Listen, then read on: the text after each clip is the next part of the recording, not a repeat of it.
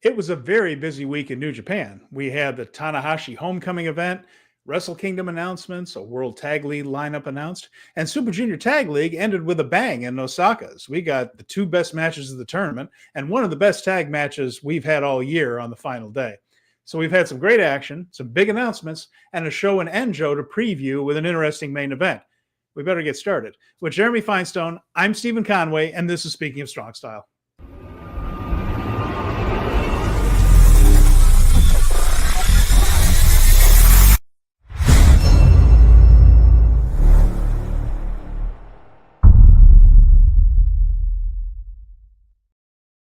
Welcome, everyone, to Speaking of Strong Style, where we discuss the news, issues, and events surrounding New Japan Pro Wrestling. Jeremy and I are contributors to the Fight Game Media Network. And like I mentioned, a busy and interesting week, Jeremy. I hope you enjoyed it as much as I did, because I had a lot of fun this week keeping an eye on New Japan. Stardom had a pay-per-view, but I thought it was an interesting 7 days. How did you spend them? There were other things going on besides wrestling. It looked pretty busy in general, but I was really looking forward to the Tanahashi final homecoming show. It was a pretty good show, but it didn't have everything that, I was hoping it would all have. And we had the press conference and pretty much confirmed everything that we already knew. And things, yes. Yeah. And then we got World Tag League in the middle of the night on Monday to Tuesday or something like that. And so New Japan just started dropping the bombs of stuff to, break down. And I'm here for it. Are you here for it? I'm here for it. It's been an interesting week. And I think there's one more big bomb to go that'll probably come either on the Enjo show or shortly after. And of course, we still don't know Tanahashi's final opponent, but we're getting closer. We're getting closer. We got some clues this week. And I spent, we had Halloween, of course, here at the house. That was last Friday. And I'm in a neighborhood now that has tons of kids. So we just had so many people coming around. And that was a lot of fun. We were just probably over 100 kids that were passing through over here over the course of the night. Hope you didn't do the full size chocolate bars then.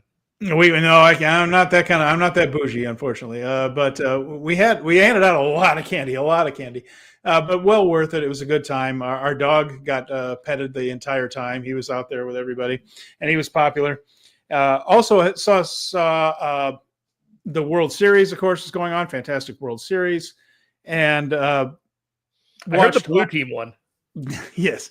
Also, Austin FC, I went to their playoff game, and while Austin FC was eliminated from the MLS playoffs, unfortunately, I did get to see Son Heung-min play and scored a goal. And so this is a legend from the Premier League, Tottenham Hotspur player who has come over to MLS, and seeing him play in person was really cool, Jeremy. He's one of the best South Korean players of all time. Probably the best. And he is on a whole other level athletically in MLS. In the Premier League, he was starting to get a little bit old, but he could still play. But that talent is still not prevalent in MLS. Holy Lord, man. This guy just looked like a man among boys out there. And he had so many fans out there, South Korean fans waving the flags and being so excited that to see him. He scored a goal on us, unfortunately, but it was cool. I could say I saw Son score a goal. And then here's what I love about this guy. There's so many things. He's just one of the nicer guys in sports. But Austin FC knocked out. That was the end of our run. We're knocked out of the playoffs because of this loss to LAFC. So the team did its usual walk around the stadium and applaud the fans, and the fans applaud the team after the whole long season. But Son understood that a lot of people were there to see him. So he hung back and just kind of did interviews on the pitch for a while, just talking to some of the people. And he waited until Austin FC was done with their thing and were pretty much just kind of filtering off the pitch. Then he walked around and said and applauded all the people that were there to see him, let them applaud him and take pictures of him, just as a guy who kind of got it. He understood that when he goes on the road and plays, there's going to be a contingent of fans that loved him from Tottenham, that love him as South Korean football fans that want to see one of the best South Korean players of all time. He gets it. And to see him do that fan service, it was Tanahashi. Like, he was doing everything but wiping his face with towels. He didn't get close enough for autographs because that could have turned into a huge mess. But he was very intelligent about it, and just a lesson to be learned there as far as taking care of and showing gratitude toward the people that are fans of yours. And I just thought it was really cool to watch. But there were a lot of Tanahashi vibes on that as we go down this final road of how he would go all the way around the building and make sure that everybody saw and got a chance to take a picture of him, and he waved to him. And I just thought it was cool as hell to see an honest to God Premier League legend in person in an MLS stadium. I'd seen Chiellini, who's a Serie A legend for Juventus in Italy. Got to see him also with LAFC, who tends to bring in these guys from overseas who want to live in LA for a year and live the lifestyle. And so what was this guy's name again? Sun Heung-min. Sun Heung-min. Sun Heung-min. Okay. Yeah, Sun Heung-min. And he played for a long time with Spurs. He and I don't know if he overlapped with Christian Bale, but certainly he and Harry Kane were a devastating 1-2 punch for Spurs in Tottenham, and now he's over in MLS. It's such an interesting phenomenon that you mentioned, where you have a guy that may not necessarily be the one to close the show and is what the fans want to close the show. And so the big star that they're really going to get to see, if ever again, is the one that is at the very end closing the big show. So what a lesson to be learned from that too, Steven. There you go. Nick Reeves is with us, by the way. I'm glad Nick is with us live again this week. And he says he's still kicking himself that he didn't get to see Lionel Messi live either time Miami came to Kansas City.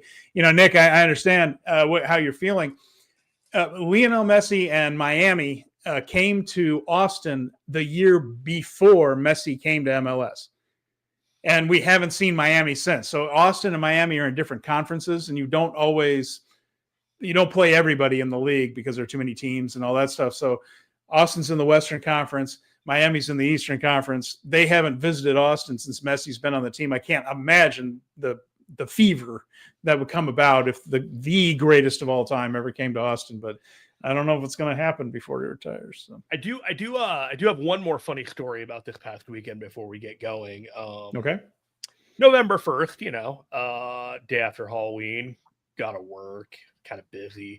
Planning to watch Saturday night's main event with Dave at his house that night, 4:00 on our thing. About 11 a.m., I get a text from my wife. Hey, can we go to the storage locker? And I look at the date, and it's November 1st. And I realize, she wants the holiday stuff. And I got to make this happen today. So in between everything, I went to the storage locker. We got all the holiday stuff out. I went to Dave. I came back, and she had a tree up already. And then Dave did? Or she did? She put up the artificial tree. We have an artificial tree. So she put it up. There were a couple of fuxes. We put it back up together, got it right. And then on Sunday after work, after Dave, I'm back in the storage locker, putting all the stuff back in storage. And then I'm sitting down and watching the Tanahashi Final Homecoming. I cannot tell you how much of a reward that show was after that long ass weekend. I'm impressed you already have the treat. You beat Starbucks. Like, Starbucks just put their holiday stuff out today. I had my first peppermint mocha earlier today. My wife is motivated on good vibes right now, and she just wanted that holiday stuff up. And bro, if your wife says, hey, I want to do the holiday stuff, you're not putting that off till next weekend. No. Otherwise, you're sleeping on the couch all week. We'll begin construction on our Christmas village here in a couple of weeks, so we'll see how that goes. Nick Reeves is here, and this leads right into what we're going to talk about. Nick says, I spent last week cramming the entire Super Junior Tag League before the Gifu show. What a tournament to choose to do that with. Yeah, that was probably some rough sledding to continue with the holiday and Christmas metaphors. There's some rough sledding there, Nick. I hope you got through it okay. I will say this. They the last night, in the library. Well, the Edion Arena show, the block matches were fantastic. The last night of action, just the absolutely fantastic night. So at least it ended well after what we talked about being a creatively lifeless tournament as far as the booking of it goes and all that. The action wasn't bad. It wasn't great until that final night, and it got great. And I think I saw one of my favorite tag team matches of the year in New Japan during the B block finals there at Edion Arena. Had people going nuts. My joke is they probably should have had all these shows in libraries because everyone was so checked out. Yo! And then it's funny that the last night House of Torture and crew put on a show. Well, they did. Yeah. Yeah, they did. So I guess we'll start there because some of that leads into the Tanahashi Homecoming. But let's talk about what we saw in Osaka at the Edion Arena. So this was Edion Arena. It was gym number 2 in Osaka. I always wondered, is there a gym number 1? And then I'm told that we never see gym number 1. It's always gym number 2. I'm told that the big room is gym number 1, like the big that's the number 1, and then this is the number 2 one. So it's not like there's the arena and then gym 1 mysterious gym 1 we never see, and then gym number 2. This is just the small room there that we see, and they drew about 977, which is about what everybody does in Osaka. So solid crowd that almost filled the place. It had a nice vibe to it. The people were energetic. Osaka is a more outgoing place than Tokyo anyway. Culturally, they're just more gregarious. And this crowd seemed to be ready for what they were going to see, and they got a good show for it. Now, there's not much point in talking about the prelim stuff underneath. Nothing really to speak of there. The block matches, though, we had first one was inconsequential toward the standings, but it was Yamato and Tiger Mask against Togo and Kanemaru. They had stolen Tiger Mask's mask the day before in a preview match, swiped his mask, unmasked him. Of course, he was covered up. Yamato ended up coming out for this match by himself, and Tiger joined later wearing a different mask. Not much of a pop for Tiger Mask's big entrance right there. I think people are not seeing him as a Ricky Morton type that's going to make a big comeback, or I guess Robert Gibson, whoever. But nevertheless, a pretty decent match broke out here. Yamato ended up going under the ring at one point after some nefarious actions from House of Torture. He came out with some extra makeup on his face and a more heelish look. He ended up misting Dick Togo, and apparently this is a nod to a demon version of him that he uses in Dragon's Gate once in a while, a more heelish version of Yamato, and one of those things where House of Torture just pushed him over the edge, and similar to what we saw with Kishin Doki, so to speak, when he was wrestling against Sho instead of teaming with him. This like House of Torture has driven him to this. Ended up misting Togo, got the win. And the story was that Yamato and Tiger Mask finally worked together well. Their double teams worked. They were on the same page. They fought fire with fire. And in the end, the feel-good story of this, Jeremy, Tiger Mask gets the win, and his music played at the end of his final Super Junior Tag League match. Yay! A small win for a small story that no one was really invested in, because honestly, when they lose all these matches and then you're like, oh, great, he won that last one, we get to hear the music. I mean, it's the appetizer before like the big wins that you see later on. I always joke when my girlfriend's in the room, I always go, break out the trumpets, time for Tiger Mask. Here we go. They like that. It is peppy and poppy. It is. Yeah, it really is. Yeah. Also, we had, after that, Kushida and Yuki Yoshioka, who were still mathematically involved in this whole thing, facing Desperado and Kukai. This was very good. All 4 of these guys were on fire in this match, I thought. Kushida's been a real bright spot in this tournament. Yoshioka is really good. It took 2 Pinche Locos and a real struggle, but Desperado got the victory, and that eliminated Kushida and Yoshioka, meaning the entire block came down to the main event match. But this was athletic, stiff, it was dramatic, and at this point, Jeremy, I wrote in my notes, I said, best match of the tournament so far, knowing that we were about to see Fujita and Eagles versus Ishimori and Robbie X, and I had a suspicion that it might be surpassed, but I didn't realize to the extent. But without that Fujita and Eagles Ishimori X match to follow, best match of the tournament. This was really good. Yeah, it was up there. I kind of thought the TMDK match on like night 4 might have been a little bit better, but okay, it's kind of splitting hairs a little bit. But it was also with Kushida and Yuki Yoshioka was the TMDK. I think that was a match. No, I don't remember what it was. Anyways, night 4, I remember specifically writing down that was one of the best matches, but this was also really good. I think at this point, between the commentary and everything, it's pretty clear that these guys were supposed to lose to Ishimori and Robbie X on the second night of the tournament and really only have 4. But we'll get to that a little bit more. I thought this was a really good match. You said all of it. Let's move on to the next one. Yeah, and Nick Reeves mentions, I know Kushida is a veteran, but I could not believe when they said he was 45. He's one of those guys that has a baby face in the literal sense of the word, not 45. Just I got a baby 45 face. Years old. He looks 28. Does he look 30? I don't think he looks 30. I shaved the beard. I look 30. Baby face. Baby face. I do not. But yeah, anyway, that's good genes for Kushida. Good genes for Kushida. I stay indoors a lot. Stay out of the sun. All right, so our main event and the B block finals, and comes down to this: Kosei Fujita and Robbie Eagles against Ishimori and Robbie X. Certainly the best junior tag team match of the year, perhaps the best tag team match of 2025 in New Japan. Eagles almost died on a tope con hilo when he landed awkwardly, but managed to hold on, and thank goodness a young lion was there to save him from splattering the women in the front row right in front of him. But it looked good. He just kind of over-rotated. There was a super kick on by Robbie Eagles on Taiji Ishimori that was an absolute jaw-jacker. I mean, no need for the thigh slap on that one. He cracked him. But Ishimori seemed to adjust his jaw a little bit, may have clicked it back in, and kept going. This was brilliant. And the end sequence with all 4 of these guys countering one another has to be seen to be believed. It certainly can't be effectively described here on a show or a podcast, but this was really fantastic. Just 4 guys who are at the top of their game. Eagles and Ishimori both have good submission holds, the Ron Miller special and the bone lock.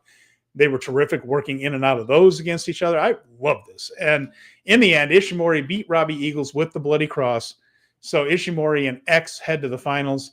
As I just said, please, more Robbie X. This guy is absolutely fantastic. He fits the style. He fits the ethos of New Japan. More Robbie X. And you can give me Takeshi Ishimori all day long. This guy is brilliant. And match was fantastic. We know what TMDK can do. That's one of the best tag teams in the world, period. And Ishimori and X have proven that they are absolutely in that league as far as teamwork, the smoothness, the individual ability meshed with the double team stuff. More of this, please, all day long. Let's do it. This had the formula of everything great that you need a match. Consequences to the finish. Yep. Work rate, high speed, meshing of several different styles, and it all just clicked. Robbie Eagle, like you said, is fantastic.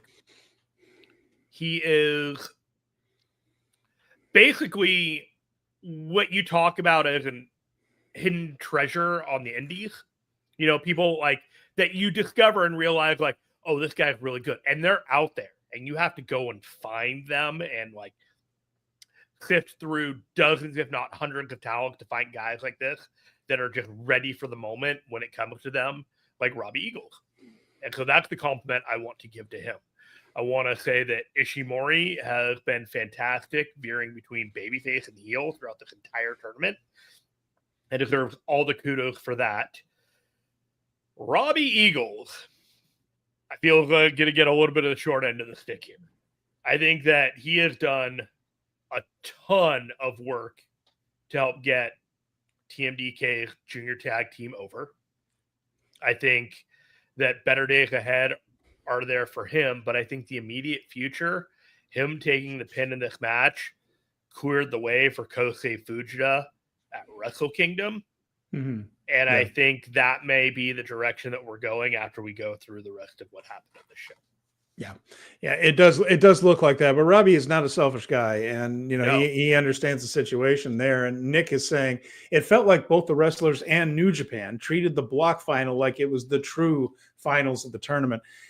I agree with that. I think that everybody knew whether Ishimori and X were going to win or Doki and Sho were going to win, there was going to be a level of House of Torture BS to it that was going to take it down a notch. I think this is where X and Ishimori knew if we are going to tear the house down, it needs to be here. We're going to get to that finals match and what they got out of Sho and Doki, which is quite a bit. But this was special. And yeah, I think that they understood that this is going to be the match that we can really put our stamp on here and turn on the Jets. They did. And they had an enthusiastic crowd that was loving it. And including Clark Connors on English commentary with Walker, who was quite literally, and I know what the word literally means, quite literally out of his seat. You could see him because of the configuration of the arena. You could see Walker and Connors up there in the booth. Like Statler and Waldorf in the Muppet. Yeah. Yeah, and they were absolutely going crazy, and they should have. It was great. Well, I mean, it was a Bullet Club. He had to really sell the Bullet Club, like Bullet Club War Dogs. I don't think he was selling. I think he was just popping for a great match. But it worked. It magically worked out just right. Yeah. All right, so that means Doki and Sho attacked afterwards, but they were run off. So that led to Ishimori and X against Doki and Sho at where? The Tanahashi Homecoming Show, which is what we're going to talk about next. So that was the very next day. They headed over to Gifu for a show at I want to get this right here, the Gifu Memorial Center Gymnasium.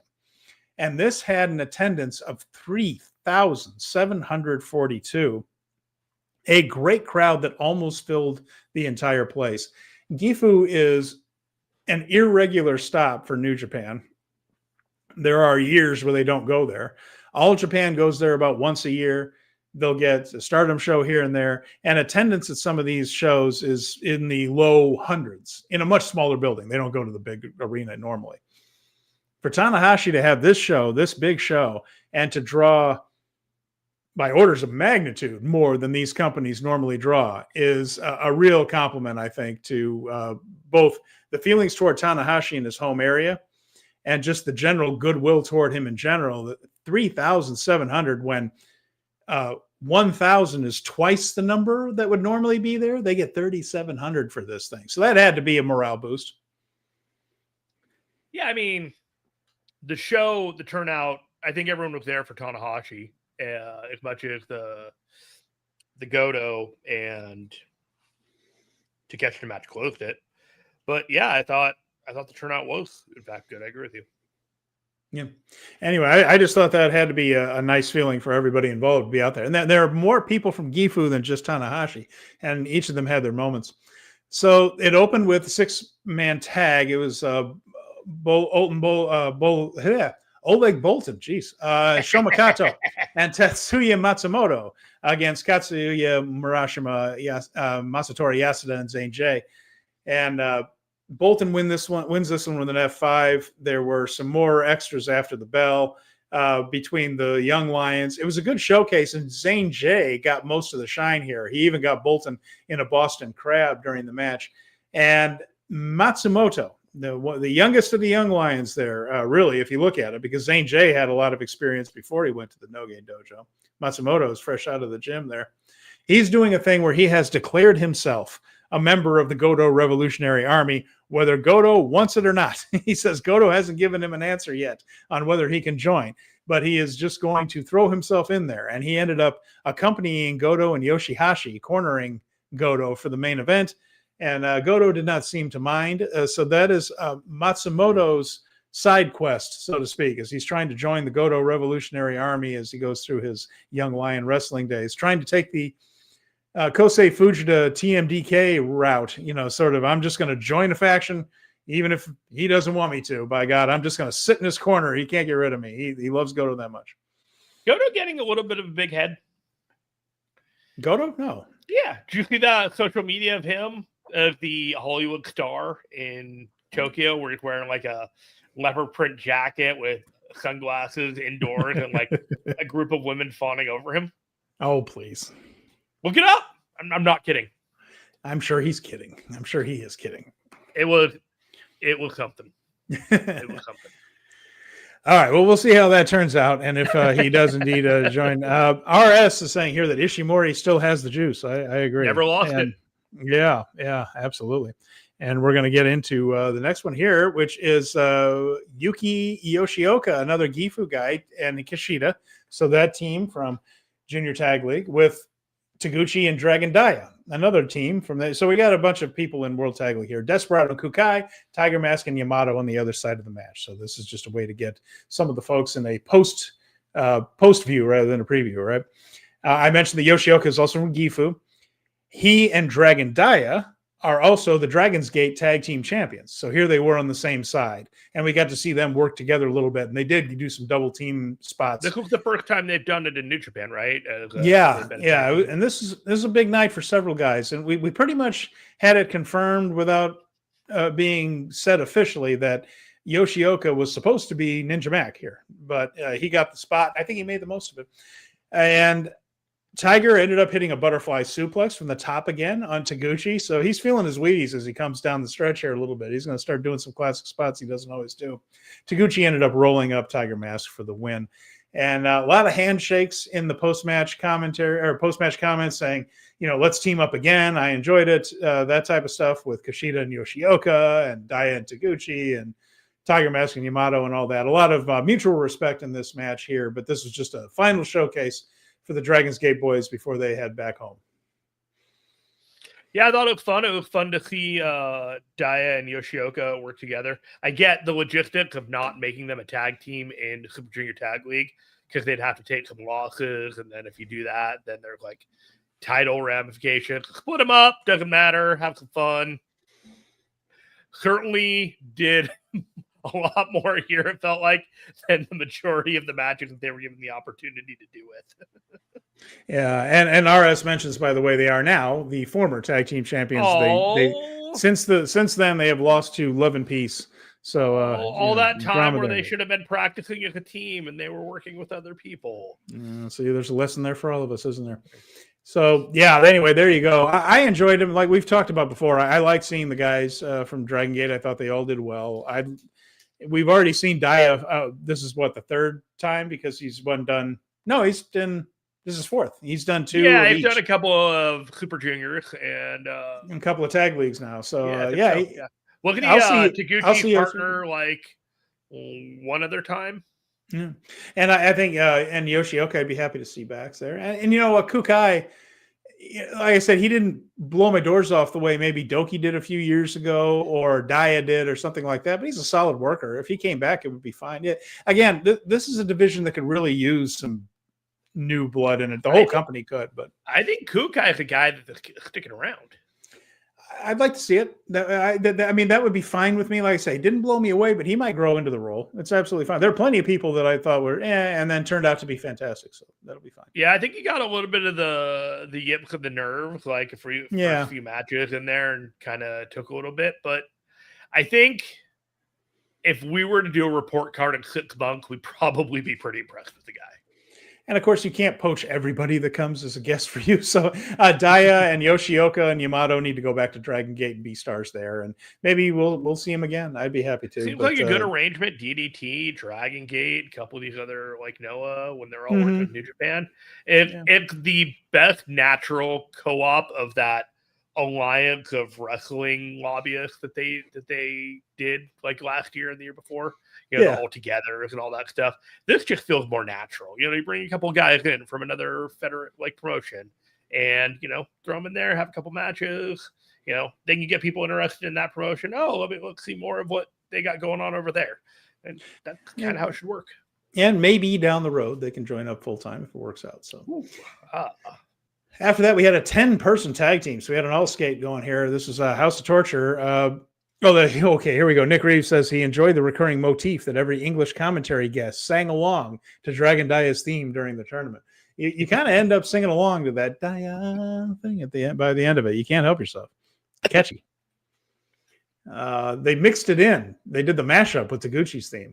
You notice that? They did, yeah. All right, so next we have this whole thing, the House of Torture match. Togo, Evil, Ren Narita, hadn't seen Ren in a while, Yoshinobu Kanemaru, and Yujiro Takahashi, oh joy, facing Master Wato, Shota Umino, Toru Yano, Yo, and Yuya Uemura. Thank goodness this is only 6 minutes and 18 seconds. Didn't need to be any longer than that. This was, I was cracking up. I started writing down some Walkerisms here because Walker was struggling with the English language again. So this is Narita is back in the ring. He is throwing his head back in the hat. That's from Walker. And Walker also said that Evil, because he has attacked people in the past, his eyes are on a swivel. So as Walker, what is the actual phrase?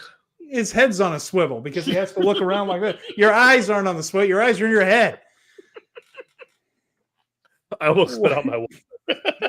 People are saying, is Walker going to translate some of the, because he's working for Stardom, right? And he's working for Stardom in the what's he doing, like social media or promotion or whatever the hell it is. They said, oh, is he going to translate English into Japanese?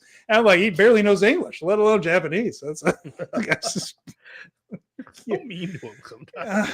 So bad. All right. So anyway, they seem to be burying both Wato in commentary and in the ring in this match. He got pinned in this one by after cheating, of course. It's House of Torture, but he was pinned on this one by Dick Togo. Yeah, this is a bad year for Wato Stan. I'm not going to say Good Lord. And they're building to a 6-man title match, never open weight 6-man title match. Right. And isn't there anyone, Jeremy, other than House of Torture who can challenge for these? Anyone else, please? I think they really want you to hate House of Torture. And I mean, I watch it, I'm like, they could win them and they could lose them, and I literally do not care. Yeah, I think that's my point. Is I could not remember which team held the belts. Well, like, is it? Oh, they flipped them back and forth, but it's different variations of which part of the faction has it. And the only team that ever seems to challenge for him is House of Torture. That's it. And anyway, after this, Evil's about to blast Yano with one of the title belts and all this stuff. No one's caring about this. Aaron Wolf comes into the ring, stops him from doing so, hit a judo throw, kind of, and had absolutely no emotion on his face again. Cold lifeless robot. He picked up the never open weight title belt.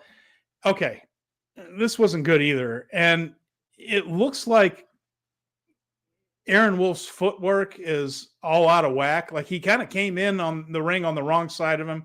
Almost stumbled a little bit. When he hit the judo throw, he sort of stumbled again, didn't have his feet in the right spot. Footwork's very important in wrestling, and it's one of the first things they kind of teach you in class. And I just look at this, and between his lack of any facial expressions and what I saw there as far as throwing a judo throw, which he should be really good at, and he is, and still almost stumbling over Evil's body in this, I thought, boy, Evil's got a lot of heavy lifting to do in the dome. There is not a lot of time before that match right there. Maybe he'll pull something out of it, but this is going to be Watanabe's greatest challenge. Seriously, making this guy look good. It's going to be tough. Or his greatest accomplishment. A greatest accomplishment, absolutely. I mean, if this match is good, based off the two things we've seen Aaron Wolf do, if he gets a good match with this guy, Watanabe's a friggin' genius. I have an idea about Aaron Wolf. Go ahead.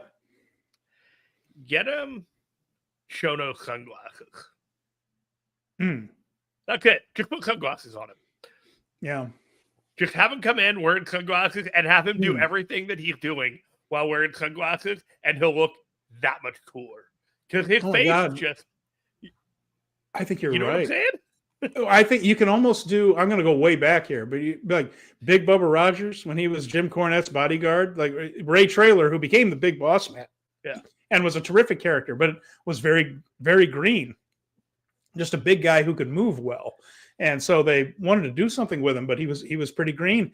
And of course he was supposed to look like the bodyguard badass guy, right? So they put him in a hat and sunglasses and had almost no expression. And it worked perfectly. He might be exactly right. Might be exactly what he needs. He just needs a pair of cool shades and just do everything with a pair of cool shades on. And it's just like, you're off to the races. Because you cannot connect with his eyes. Yeah. You know what I mean? Like, you cannot get a read of what he's doing. And if you're not supposed to, that might just be better. Like, they're just like, let's just cover it up. Yeah. You know, like, let him do his, like, cold, emotionless, almost like Terminator, like Arnold Schwarzenegger in the Terminator. You put the sunglasses on, and his face doesn't change, but he will destroy you. Yeah. So I think that might help, because as Nick mentions, I think they want Wolf to be the strong, silent badass, but there's an art to emoting that which he's missing. Yeah, so far. And keep in mind, to be fair to Aaron Wolf, Bolton Oleg didn't have that for about the first year of his career either. Just didn't have much emotion and all that. Now he's got it. Now he has it. So it can be taught. Man. You can learn, but that's the thing. Is the one thing we said is this guy's wooden as hell when he's in there. He's certainly strong, certainly has he's certainly athletic, but he was wooden, and he's not anymore, and he's becoming a star. So it can be taught. It can be taught, but you only have until January 4th for this debut. For the love of God, there's a lot of work to do. Yeah, I think they'll get there. When you mentioned Bolton, though, he's a guy that's been really hurt by the Aaron Wolf focus. Oh, yeah. Everything has just been kind of he's been put off to the side. I would not be shocked if he is made into a rival of his and also goes heel at some point, because if you have a babyface Aaron Wolf, there's almost no need for a babyface Bolton Oleg. It's a fair point, and absolutely, you've been trying to manifest heel Bolton. I know I've been trying to manifest, but Bullet Club probably going away in 2026 or something like that. So that Bullet and Bullet Club thing, whatever. I do think that there's something to Oleg using jealousy of Aaron Wolf as a catalyst to kind of turn him a little more vicious. Sure. I mean, you could even team him up for a little while and have a turn on him if you want to go American with it. Yeah. I mean, there's a lot. I agree with you, by the way. I think that would be a really nice match if you can get them to work together and work well together. That could be a draw. That could work. Yeah. I mean, Oleg would be a great guy to understand, having to learn from the bottom up. Yes. While, trying to look like you're learning so much at every given point because of the pressure. Oh, that's fine. There are a lot of parallels there. A lot of interesting parallels. 8-man tag match was up next. This is Clark Connors, Oscar, Yuto Ice, and Shingo Takagi. One of these things is not like the other. Facing United Empire, Callum Newman, Great O'Khan, Jacob Austin Young, and Templario. This was about 11 minutes. Interesting beginning to this one, Jeremy. I was into this because Newman interrupted Yuto Ice's introduction, just got in the way as Yuto was doing his usual intro. And I don't know if you saw this, Jeremy, but they did a great job of making it look like Ice and Oscar were legitimately pissed at Newman for interrupting. Watch the way they kind of react to one another. They either these guys actually got a little steamed off, or because he's in Gifu. It's his first big introduction in front of 3,700 in Gifu, and Newman walked into his way and kind of interrupted his spiel, the way he is introduced. It felt authentic. And they got into it with each other, and then once the match started, Yuto kind of blew past Shingo Takagi, who had grabbed Newman. Well, this is one of those things where everybody on the outside charges in and charges the other corner. And Shingo went after Newman, and Yuto just blew right through Shingo. No, I got him. And they fought up the aisle, and at one point, he flat out kicked the living hell out of Callum Newman in the face. And just watch this in the aisle. He kicks him hard in the face. And I don't know he's not going for the chest. And at first I'm sitting there are these guys actually pissed off at each other? If they're not, their acting is better than I had previously given them credit for. Because this is kind of edgy to watch. Ice is just so exciting. He ended up winning the match with a running kick to Jacob Austin Young. There wasn't any other. You mean a bomb-a-clot? I'm not trying to say that there was a big shoot thing going on here or something like that. But I'm just saying that there was an intensity to this that I enjoyed. It seems to be building up to O'Khan and Newman.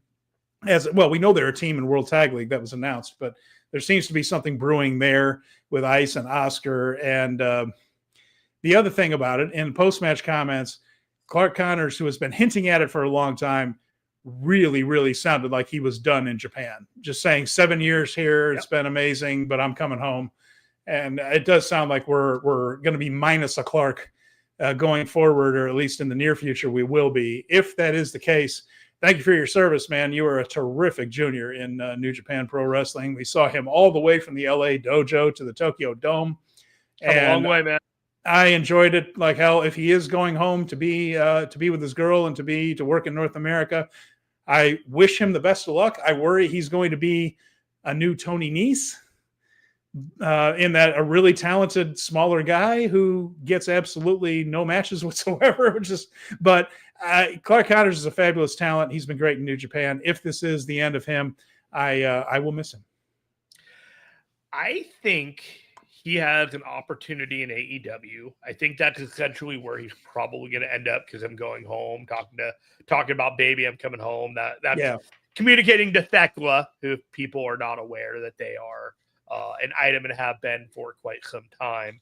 Yeah, I've been together a while.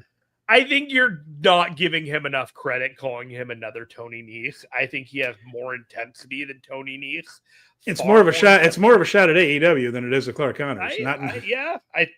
I think Clark Connors is probably going to be solid mid-card level, but if they end up doing a new version of Bullet Club there, the idea of Clark Connors in that faction already makes Juice Robinson and the Gun Club look like dorks.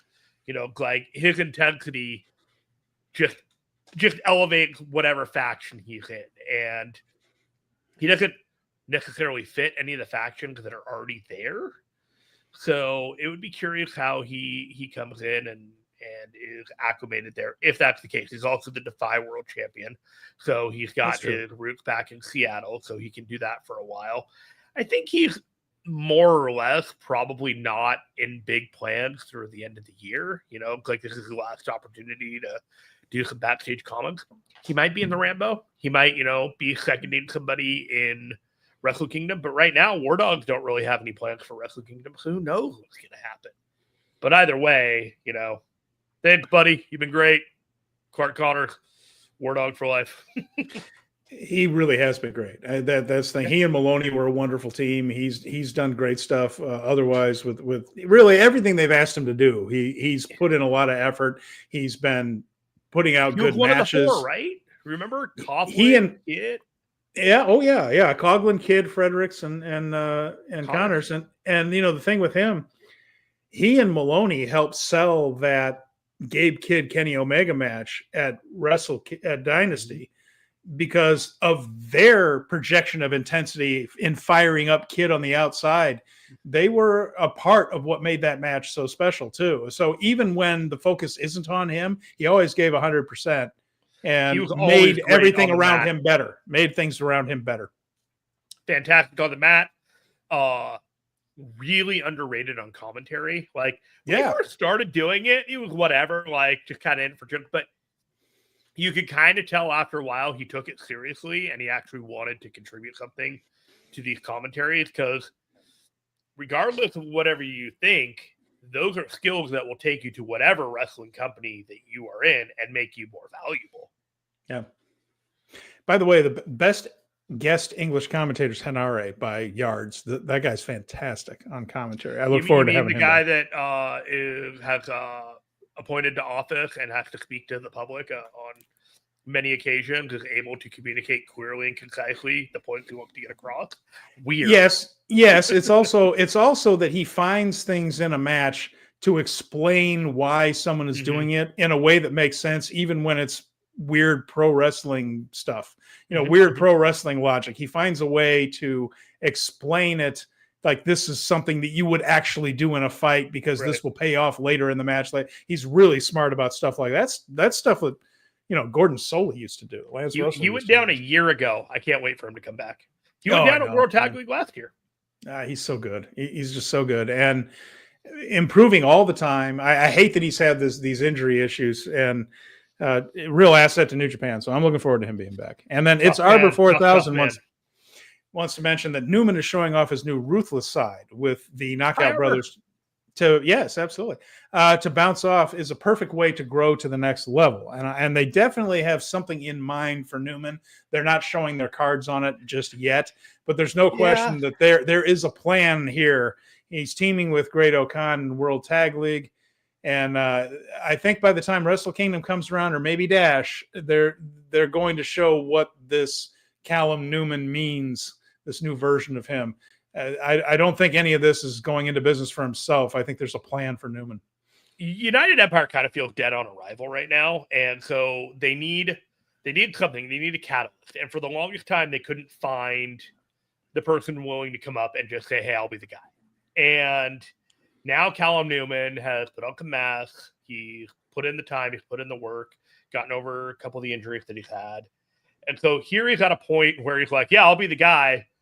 But you kind of get the sense from the company that like you are really low on our priority right now. And so he's not going into business, but he's trying to make the most out of very little of what he's getting, like trying to get himself and get what is important and valuable to him on those commentary shows that he was doing. Like you were really getting an idea of what was the future of United Empire. And so I hope for better days ahead for him. I think 2026 is probably going to be pretty transformative for that entire faction. I don't think it's going to be called United Empire in 2026, if I had to guess. But I think Callum Newman is a guy that could mature into a legitimate faction leader, and they're trying to get that going now. After that one, we had the Super Junior Tag League Finals, and it was House of Torture with Doki and Sho facing the Bullet Club War Dogs. Right? Yeah, I had that. Yes. Oh, I want to mention one other thing, by the way, when we get to the tag league thing. Shota Umino and Yuya Uemura, of course, agreed to team up. There's one more thing from that match earlier. After that, in comments, this is what I wanted to mention. Umino had this whole speech with Uemura, where he said that we should team up again and we should push each other as both rivals and as friends and as Hantai members to push things forward. It was the least authentic interview I have heard in New Japan in a long time. And I just feel like we are seeing Shota portray what he thinks he's supposed to be rather than who he is. And I think he needs to find a way to work his real personality into his character. None of this sounds authentic. If this whole thing is that he's going to turn heel on Uemura, and this whole rah-rah Hantai thing is leading to a switch, I'm okay with that.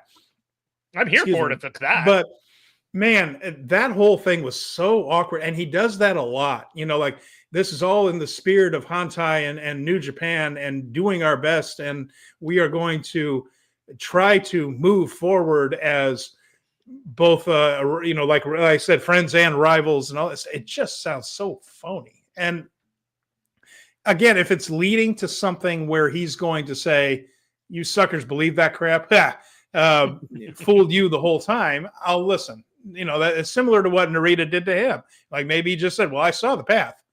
This whole Hantai stuff's for the birds. And if Uemura wants to buy into this garbage, let him. See what it did for me? Got me booed. That whole thing. If he wants to do that, then great. We've seen over and over again how talented people just need to find their voice. And whether that's a character change. Steve Austin was an excellent wrestler as Stunning Steve Austin. He was really good. He was a upper mid card guy. He was a television champion, a U.S. champion. Stone Cold Steve Austin was one of the biggest stars ever. And, Rocky Maivia smiling and all that kind of stuff. It wasn't until he let that smart aleck part of him come out that he became a megastar. I'm not saying Shota Umino is on a Steve Austin or a Rock level, but they're two of the most obvious examples of someone letting their real personality into their character and taking off like a rocket. That's what Umino's got to do, because this whole generic promo, rah-rah, aren't we all, hugging and I want to take pictures with your kids and stuff, it just ain't working. Just isn't working. I think everyone kind of knows it. Umino got that thoughtful and pensive babyface energy going on, and that just doesn't work for like an upper mid-card top level guy, because like you want aggressive, you want like fiery, you want the guy that's like, we're going after it together. I'm going to take the spirit of strong style. I'm going to fight for the line mark. And it's more like, yes, I'm thinking about all these things and I'm wondering, and you're like, okay, doing it for me. I think you're probably going to be rewarded with that heel turn, because it's just like, if that's not the match for those two guys at Wrestle Kingdom, what the hell are they going to do? Yeah. Yeah. You know what I mean? Like they already did a tag match against Knockout Brothers. You're not going to run that back. I don't think so. They're not involved in never 6-man titles, which haven't really been on Wrestle Kingdom in years. So I don't know. They should get a place of spotlight and lower on the card. We should be having singles matches, and all the guys that you want to emphasize for 2026 need to be on that card, because it is going to be your biggest opportunity to show off what is happening in 2026 and paying off 2025 right there. All right. And so it's Arbor 4000 mentions he tried making people love him before people loved him. Yeah. It came across as plastic and inauthentic, and he has forever struggled to overturn that. It is. The last time he was really loved when he was the plucky underdog as Shooter, trying to live up to John Moxley, like when John Moxley believed in him. Remember that, when he just kind of said, "You're teaming with me, kid. I like your guts." That worked. And in New Japan, they kind of loved that part of him. But when he started taking on the responsibility to lead New Japan forward, and that fell flat. That really fell flat. Fernando Zayas is here. He said, "Just got off work. Glad you're with us." Like when Moxley and him, he had that senpai kopai thing going on. Well, they never paid it off. And so when you wanted to position Shota Umino as this top level guy, but you had previously positioned him as like the little cub of the dangerous John Moxley, and never really did anything about it. Like you had the match at Wrestle Dynasty with Claudio, but they never did their match. Shota never got that payoff win over John Moxley to legitimize him at that top level. And I think everyone kind of knew you can't tell us he's a top guy if he doesn't win top matches. And he was elevated to a position that he wasn't ready for, that the company wasn't prepared to elevate him to, and they hoped it would work, and the fans saw right through it. Yeah, that's well put. And the thing is, they had a chance to do that Moxley thing. It was a little pocket where Moxley was still over in Japan, but hadn't started the whole full-blown Death Riders, untouchable heel thing in AEW yet either. And he could have been beaten in Japan. You could have done it. You can do it right now. You could, but like right now, Moxley doesn't mean as much in Japan as he would have had you done it then. Sure. Because he was over that. That whole U.S. title that he had for a while, that was working. You can't say that wasn't working. Won't do it though. So I know. You can't look at Shota Umino and say, this guy's really been given an opportunity to take the ball, when they just didn't give him the ball or the opportunity for people to look at him legitimately as the guy. When he went in there and faced off Zack Sabre Jr. at Wrestle Kingdom last year, like, you were there. Like, it was a good match to the people that were there. Yeah. But the belief was that he wasn't going to win because he never had the moment of legitimacy, that one epic cataclysmic match that put him over the top. You're exactly right. There was no evidence that Shota could win a match at that level because he never had. Every time he had gotten the big opportunity, he choked on it. So to put him then in the Wrestle Kingdom spot, and then for him to lose, you're just like, well, yeah, that's what we've been saying all along. This guy chokes in the clutch. That's not a big babyface thing. Choking in the clutch is not a big babyface thing. It's Arbor 4000 also mentions they've also had the chance with the Second Coming to do something different, and they never did anything there either. He has been the victim of poor booking and management. Yes, sure has. Yeah, no shaved his head, did nothing, meant nothing. The beginning of this year, this whole I'm going to reconnect and do it. We are right back to the same Shota Umino that was here before Wrestle Kingdom last year. It was a phase. Personality change, guys. Let's do it. All right. That is that. So we have the Super Junior Tag League Finals. Now, this is House of Torture, Doki and Sho, the tag team champions, against the War Dogs, Robbie X and Taiji Ishimori. It went 15 minutes. And somehow Robbie X was even better here than he was against TMDK. He was incredible in this match. And yes, it was marred by a House of Torture finish. It was a House of Torture heel cheating finish, but this was a very good match. Mm-hmm. They managed to counter the Black Mirror, Ishimori and Robbie X did right there. So that teased that they might overcome all this. But Doki and Sho won with a low blow, missed on Ishimori and things. Again, a good match. Those House of Torture endings will keep it from becoming a great match. I think if this were just wrestled straight up, they probably would have been a great match because all four of these guys are very, very talented.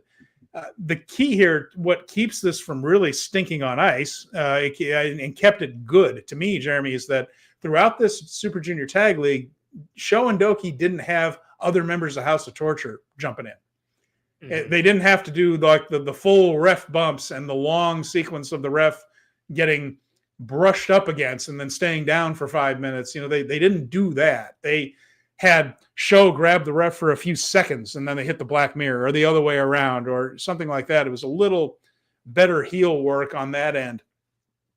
And it looks like Doki is going to have a singles title match at the Dome. So they have now won Super Junior Tag League. They don't have a challenger. You really don't want to tell this whole speech that he did after the show. Well, after that. What I think they might do, so I think he's like, because Kosei Fujita stepped up to Doki after the show. Yes. Doki turned him down, but you know what that means. That means they're eventually going to have a title match. That could be at the Dome. What I think they might do here is have Doki in the match with Sho in his corner against Fujita, and there's your junior tag team champions. Perhaps that ladder match or the Four Corners match could be for a shot at them for New Year's Dash, for instance, or at New Beginning or something like that. I think they're going to have one of those matches to get people on the card and do kind of a, the big spot show, the big full speed ahead match. But maybe that one is the Four Corners match to determine who gets the title shot instead. Since Doki has both the tag team titles with Sho and the singles championship, seems like the singles championship would be the match to have at the Dome. I think the singles match is the play. Here's what we got here. You've got Doki, like, basically taking the mic from Sho and talking about how he's basically the greatest junior ever with, like, the junior titles and the single title. And he's just feeling himself. And then you look at it and you think, well, who would have the temerity to interrupt somebody like that but a young Punk? And a young Punk with some legitimacy. This guy won the Super Junior Tag League last year. He won the best of the Super Juniors this year. And now you got the guy coming in the run-up against the guy who won the Super Junior Tag League this year, and it's also the double champion. So you've kind of created a scenario where you have the two top de facto people at a collision course, and I think this is all by design. It's unfortunate that Desperado doesn't seem to have, like, a big plan for Wrestle Kingdom, but this does feel like the right match. Mm-hmm. Yeah, and they just did Desperado. It doesn't mean they can't go back to it. They just did Desperado and Doki. But yeah, it's I think you're right. And clearly Fujita coming up to them in post-match comments, challenging, and them just saying, "You're not on our level, go away." No. Just means that it's just going to take some time to get there, but it's coming. Mm-hmm. So yeah. All right. We'll see that. It'll probably be really good. Probably be a really good match. Hopefully it's not marred by too much interference. After that, I don't think we're going to get tortured by a bad match. The IWGP Global Heavyweight title match was a semi-main event. It was Yota Tsuji, Hiroshi Tanahashi, went 20 minutes. And before that, there was a really cool video about their relationship that goes all the way back from before Yota Tsuji was in the wrestling business. And apparently they met on a train platform, took a selfie. Tanahashi, hey, kid, you ought to be a wrestler. Well, here we are. The big moves in this match were really good. They did a nice job of making you feel like Tanahashi could take the match. They created real tension. It took 2 full gene blasts to win. Tanahashi used a lot of his ring smarts. He did a couple of jumps. Didn't try to overextend himself knees-wise, I think, right there. And we got a good version of Tanahashi. He was highly motivated to put on a good match here. So I think we got we'll see who's in his retirement match. But this might be the best in the run-up to his retirement. The best work rate match he's going to get in the next 2 months, because I think you and I are on the same page. There's going to be a lot of story in that last match, and not so much like we're getting match of the year candidate. But Tsuji was good here as well. Yes. He didn't go heel in this one, but he understood the assignment. He understood the crowd was going to be for Tanahashi, and Tanahashi definitely played babyface. Tsuji didn't play a heel, but he opened up opportunities by taking most of the match to get the pops off the comebacks. So I thought it was an intelligently worked match between the two of them, that they understood that the money is in the comeback here. And Tsuji kept kind of creating opportunities for Tanahashi to come back. I thought that was really good. They needed both guys. So they needed both guys to come off as somewhat elevated out of this match, because they both have big roles to play at Wrestle Kingdom, and Tanahashi should lose, but I also felt like they both looked like stars ready for the big show at the big show. So we had been kicking around ideas before Goto came back. We wondered if Goto was going to be the hometown guy. New Japan is my company guy to, quote unquote, take back the title from the outside champion, Takeshita.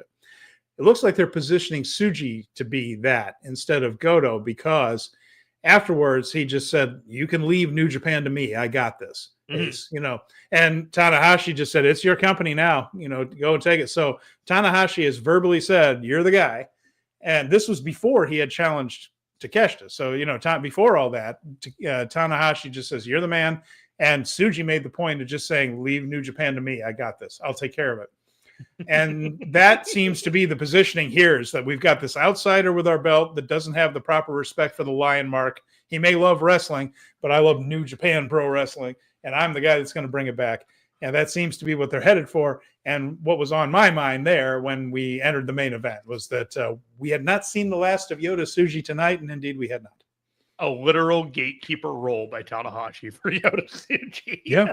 And not the only one that we're going to get tonight, in all honesty. Yuto Ice came out afterwards, by the way, to challenge Tanahashi. Yes. Mentioned that there was a show in Enjo coming up. It wasn't too far from Gifu, which is, of course, both Tanahashi and Yuto Ice's home towns. And he said that you can make the drive over there. He cut a really good promo to lead up to that Enjo show. And, if he's going to wrestle like this, have that air of danger, and then cut good promos, I mean, Yuto Nakashima is going to be – I know we keep kind of pumping these guys up, but week after week, Yuto Ice and Oscar do something that is a breath of fresh air, a jolt of electricity, and I just have a feeling, man, this guy's going to be a big, big star. Of all the people on the roster that they picked, and that they could have picked to have the cachet to give Tanahashi a legitimate singles win before Wrestle Kingdom, and they picked the new guy because he's the one that's most interesting, and he can afford to lose. The money is in him losing as a tag team. Correct. All right, I'll be right back. All right, buddy? Yeah, sure, no problem. Yeah. All right, well, I'm going to go on, and I will describe the World Heavyweight title match, and this is Konosuke Takeshita and Hiroki Goto. So, while Jeremy takes a bit of a step away, I'm going to talk about that one. So, what we had here was the main event of the show, and Takeshita went in there against Goto. I need to get myself back on screen. There I am. Technical difficulties there for me. All right. Jeremy's usually the one that does the graphics. Anyhow, Konosuke Takeshita, Hiroki Goto. This went 24 minutes and 20 seconds. This was absolutely fantastic, as you would imagine it was. It was all Takeshita early, working on Hiroki Goto's elbow. But as the match built, the big moves started piling up. Both of these guys are really, really good at that part of the match, that big move thing where one more move might do it. And Goto even pulled out the old Code Red off the ropes, really. And I mentioned the big move time was brilliant. Timing, the drama of it, that's one of the things Goto does best. His near falls, his ability to move in and out of the big moves, knowing exactly how long to sell between them, not rushing, not taking too long. And Takeshita was right in there and was on his level. There aren't very many guys who are on Goto's level as far as building that drama late in a match. Great range of offense from both. And afterwards, of course, it was Takeshita, I believe, with Raging Fire was the last big move, but there was a whole series. And there was a handshake and respect after. Takeshita didn't play the snot-nosed foreigner, not foreigner, but outsider as he has before. I mentioned that Matsumoto, the young lion, wanted to be part of the Goto Revolutionary Army. He was there in the corner, cornering him. Yoshihashi didn't seem to mind. Everybody seemed cool with it. So I think they're going to let him join the army here. And he and Yoshihashi walked him out afterwards. They walked Goto out and down the aisle. But handshake and respect, as I mentioned, not a heel run at all from Takeshita in this one. A little different than what we saw after the G1 finals. And he was giving his promo where he was pretty gracious about things for the most part. Still a little bit of that, if you don't like it, well, that's too bad. I'm really good. And he's right. And then he said, who's going to step up to me? I want to see their face. And who did we get? We indeed got Yota Tsuji, the global champion, stepped up to the plate, challenged for the Tokyo Dome, and it was made official a few days later, which we are about to talk about. But as far as a match goes, this was absolutely wonderful. Go out of your way to see it. I said, if you're going to see 2 matches from this week, make sure you see Ishimori and X versus Fujita and Eagles as a tag team match. Make sure you see this one. But overall, Jeremy, I thought that the Tanahashi Homecoming was a pretty good show, especially the second half. Yes. Really strong final 3 matches here. And this one, Goto and Takeshita, a wonderful example of a good, strong style world heavyweight title match. Enjoyed the hell out of it. 24 minutes, 20 seconds. Takeshita retains. Yeah, I give the show a B. I thought it did what by necessity needed to be done in order to get Wrestle Kingdom some matches on the board. I didn't love the Takeshita and Goto match the way that you did, but I thought it was very, very good. Okay. There's something about the way that Takeshita is currently wrestling in Japan that I can't quite get a handle on, where like his match structure is telling a story that once I figure it out, it's probably going to be pretty brilliant to me, but there is a connective tissue thing that I'm not quite in sync with, but I think it's a me thing because everyone I talk to is talking about these Takeshita matches and how brilliant they are. And I'm struggling in a little bit, but they're not bad. They're just not at this, like, I don't see at that deep level what other people are seeing. I think they're very, very good. I do not think that they are the best matches that he can have, though. I think that's the difference.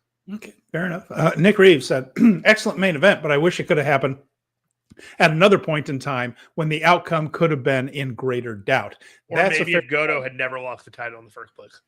That is a fair point, because you mentioned that we know that he's probably going to go into the Tokyo Dome as the main eventer, Takeshita, meaning and so whoever he faced here wasn't going to take that title. They weren't going to suddenly switch it all now. And if Takeshita did lose this, then what, was he not going to be on the Tokyo Dome? It just didn't make sense. So like I said, you knew Takeshita was retaining.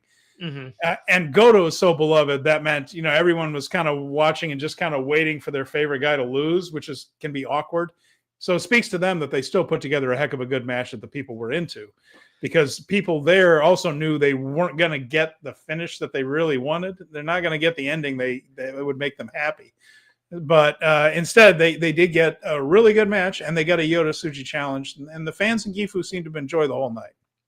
I mean, it was all about passing of the torch at the end of the show, right? It was like Taiji Ishimori, one of these veteran, juniors, passing the torch to Doki in a lot of ways. Then you have Tanahashi passing the torch to Tsuji, and you got Goto somewhat passing the torch to Takeshita.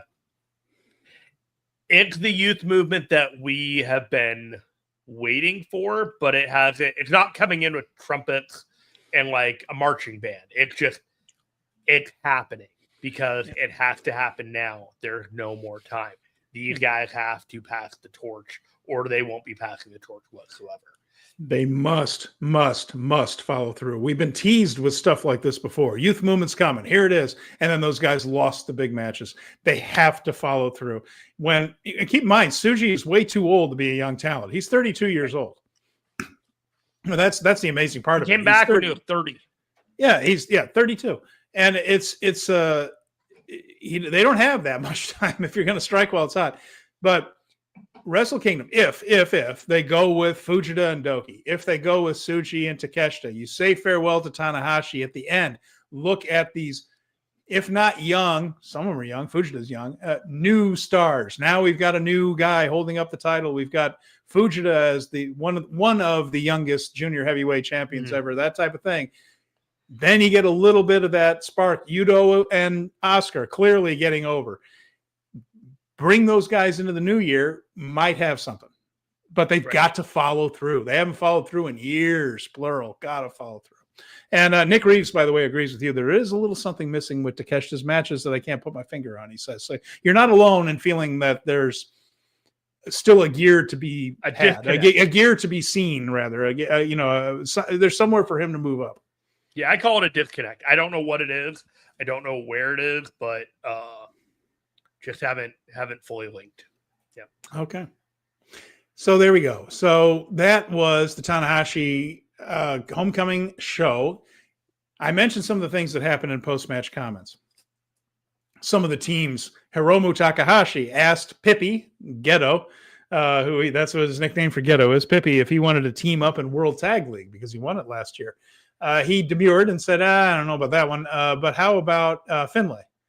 And so we are going to get David Finlay teaming with Hiromu Takahashi at World Tag League. We saw Yuya and Shota agree to team up.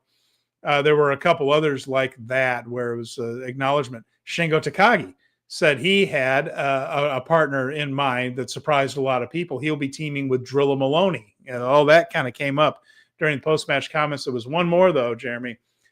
Gedo approached Tanahashi in peace afterwards and said, I understand that it hasn't been scheduled yet, your final opponent. And Tanahashi just said, not yet. And he just said, just give me the word. I'll make a call. So Tanahashi kind of gave him a look. Obviously, this is all theatrical and things, but Tanahashi just kind of gave him a look. Really? And he just said, give me a call. I'll make the call. So storyline wise, there's some work to do here, right? The obvious implications there too. It narrows down that they're probably not talking about Naito. He has nothing to do with Gedo, or hasn't really, as far as any kind of a storyline affiliation with him. Gedo was a member of Chaos when Nakamura was in Chaos. So if it ends up being Nakamura, which is a long shot, we've talked about that. There is a way. They were both in Chaos together. Okay, you can do that. The obvious one is Okada. The only problem is Okada hated Gedo at the end of his run because he had stabbed Okada in the back to go with Jay White. No one expects Jay White to be the opponent. The obvious implication is that Gedo still has Okada's number somehow and can make this happen. I don't know if they're going to say that Gedo and Okada made peace or just a business arrangement or what it is. But this seems, Jeremy, to narrow it down to someone who has been affiliated with Chaos in the past for Gedo to bring in. Yes. There have been other podcasts that have been discussing this in depth, and there's a lot going on behind the scenes on this one. And yeah, certainly. We're not going to know until we know. But the fact of the matter is, if it was Okada, they would have announced it by now. Right? Okay. There's no reason to hold off announcing Okada all this time when they just did the press conference if there's some possibility that somebody else is in play. Until that person is no longer announced as the person, I think this is all kind of in the ether. And I thought when you brought in Gedo and you're doing the next show in Okada's basically backyard, right, Saturday on his birthday, you're leading a lot of people to believe it's going to be Okada. Yeah, but it's not for sure. No. And that is the part that I'm just like, if it was Okada, yes, it's nice to, do this in the location. He better show up in person. Like, this can't be a video package. This is like a retirement match. You don't half-ass any of this. You need to just have the guy there. That, in my mind, feels like the important thing to do. I hope at least they do that. I don't know. It just, I want them to announce it, so we're all just not sitting wondering what they're going to do and when they're going to do it. We are less than 60 days away from this show. They have sold 31,500 tickets or something like that. They don't have to announce it yet, but it's so frustrating that it feels like they're talking about all these things, and this is the thing that needs to close the show. And it doesn't seem like it's finalized yet. Well, I mean, I think that also you can finalize it behind the scenes and wait until after the Tsuji match to announce it. I don't really have a problem with that. Say they had announced it 2 weeks ago that it's going to be Okada, or even it's going to be Nakamura, or it's going to be Naito for that matter. Naito's coming back for one more night. Whatever. Anything they do is going to overshadow that Tsuji match. And I think that New Japan might have approached it like, we need this Tsuji match to be the focus because we need the fans to hear him say and be paying attention when he says, I'll take it from here. And for Tanahashi to say, this is yours. I don't think they wanted people, okay, Tanahashi lost to him. Maybe he'll beat Okada. Maybe he'll beat. They want them just thinking about this. And so I can understand the idea of not announcing the main event until after they get this business done with Tsuji, of really putting Tsuji over and launching him toward that top spot. That's important also. We've talked about how people need to come out of Wrestle Kingdom with a hero. And so I think that some of that might have been, let's not take anything away from Yota here. Let's have this be about Yota and Takeshita at the end of this one and nobody else. And then a couple of days we can say, or next week, a week later, then we can say who's, maybe that's it. I mean, they may get a double main event or whatever. Like, sure. When this is all said and done, the stories about Tanahashi's final opponent are going to be mind-blowing. Like, the things that are not public right now that I know that some of these other podcasts have discussed, I know things, but frankly speaking, I just want to see what plays out, and I don't want to be a part of how this all plays out. So I'm just keeping my damn mouth shut, and I'm going to wait and see what happens because I don't want to be a part of the story. I want the story to play out. Okay. All right. Well, we will be keeping our eye on the Anjo show, which is coming up on Saturday, the 8th. Saturday, coming in hot. Now, we had a couple of and it's Arbor saying, I know it's not ideal, but what are the chances we don't know the opponent until the entrances of Wrestle Kingdom? None. They're going to want this person. The ultimate troll job. No, they're going to want to use this person to sell tickets. It is critical to sell a lot of. They've already sold a lot of the video packages. There's still another 10 or 1,000 or so seats they can sell off of this, and they're going to want to get every single one of them. So I don't think they're going to wait until the Dome to announce it because I think they're going to want every single person in every single seat they can get. Keep in mind, Chris Charlton said the words 30,000 like 3 weeks ago, and then it's still like 31,000, meaning things have stalled out the last couple of weeks. After, they need to start announcing matches. They got the whole Tanahashi retirement boom off of the day tickets were released. That did very, very well. Then it climbed to 30,000.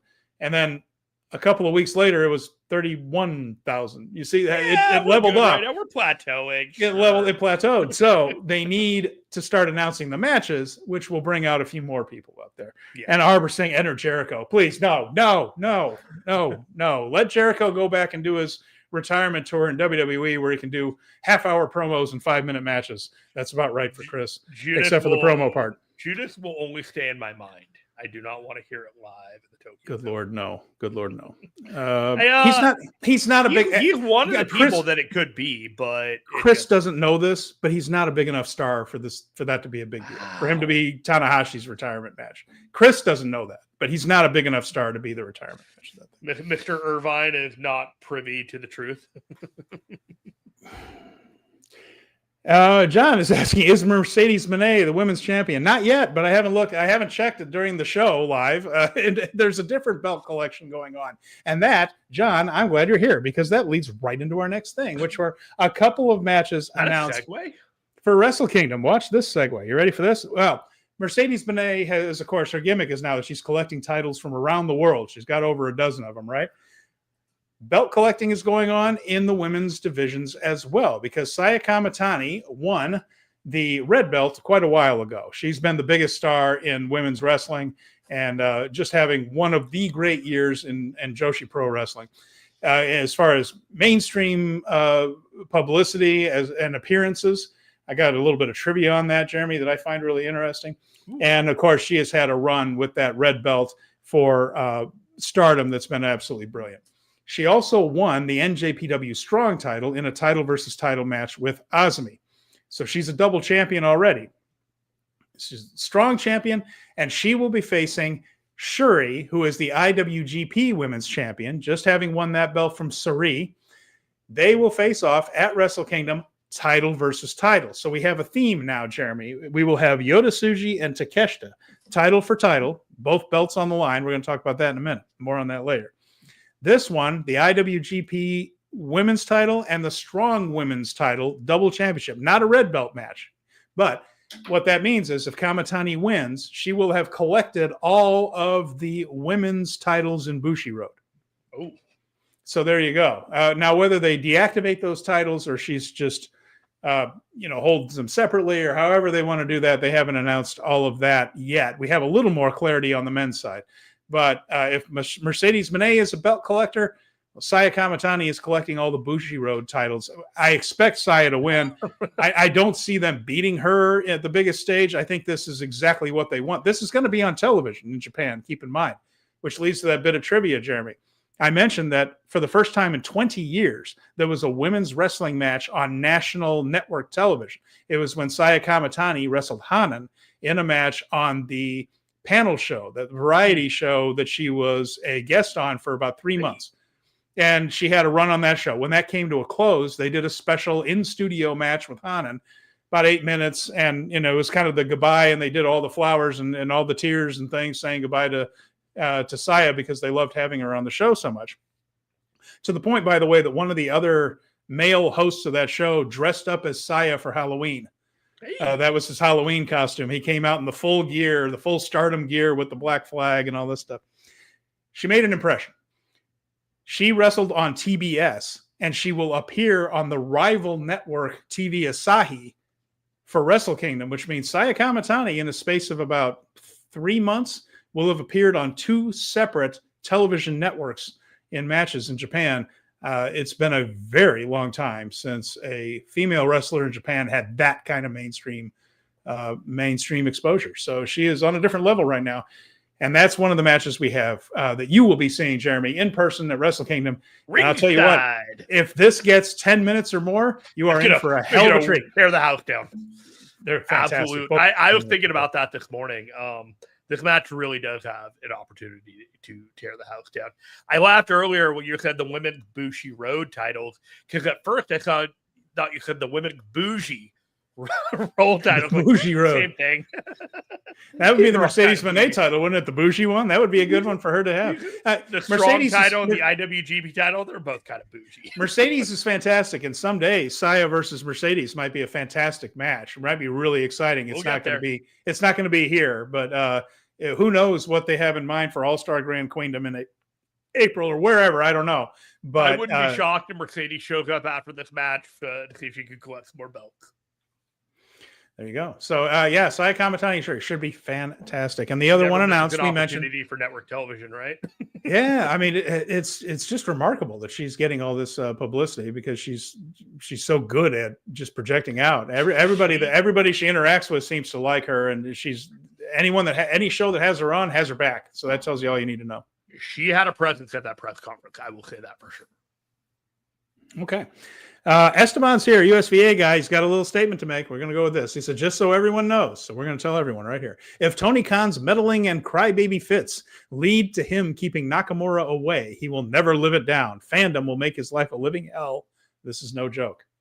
The politics of wrestling have tripped many a people over the years. I mean, Esteban just basically explained the elephant in the room here. Yeah. And I didn't say it, but that's pretty much what I've heard.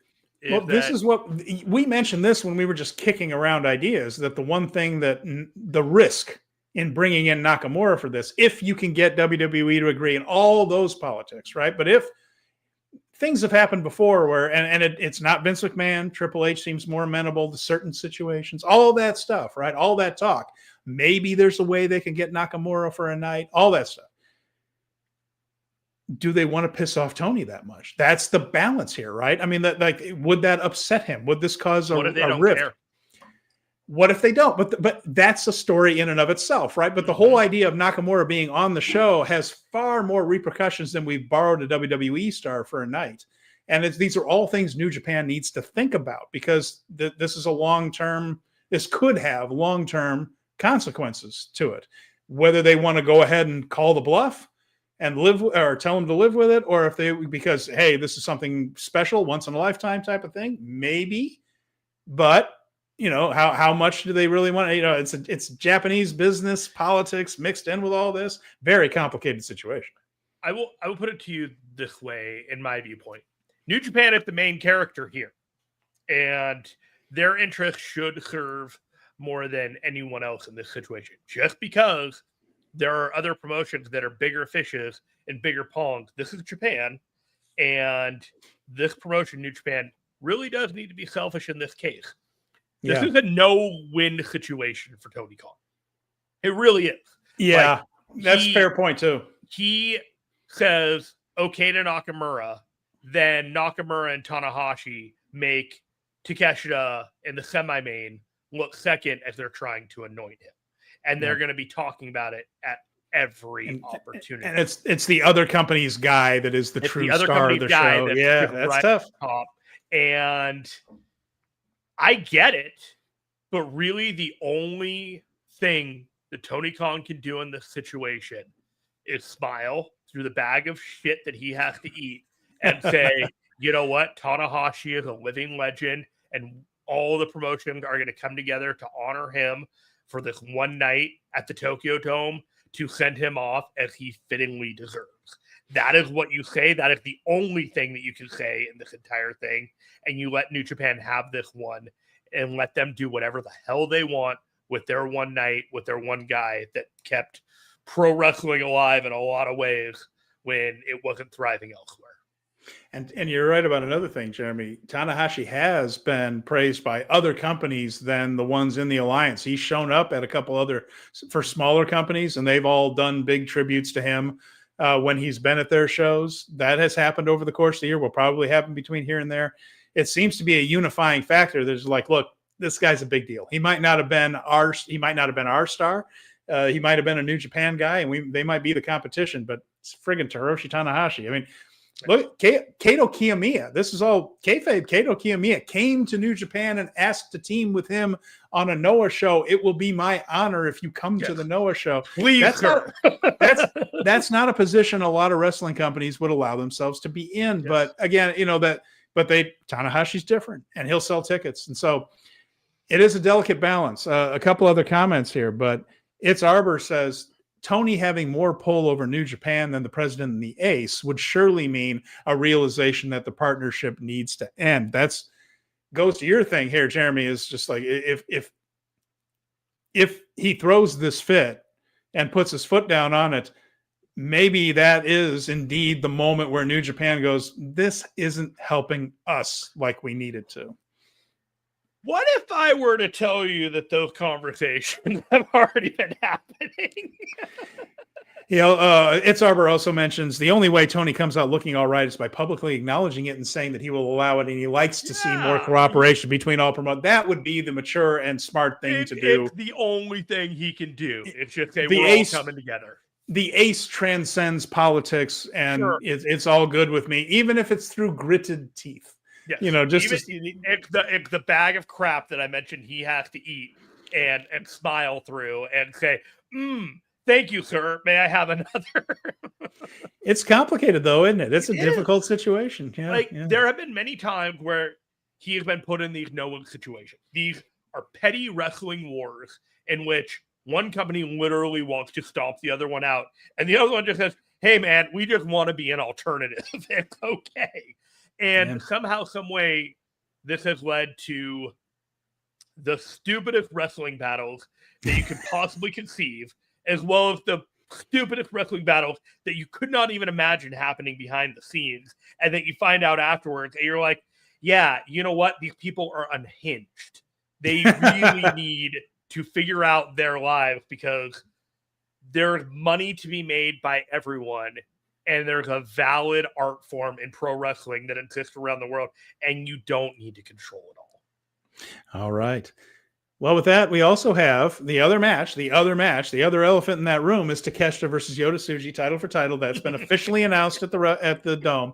Now, interesting thing here, Jeremy, we're going into the storyline part of it here, no politics involved, but both men say that the titles are not being unified. That's an important distinction, I thought.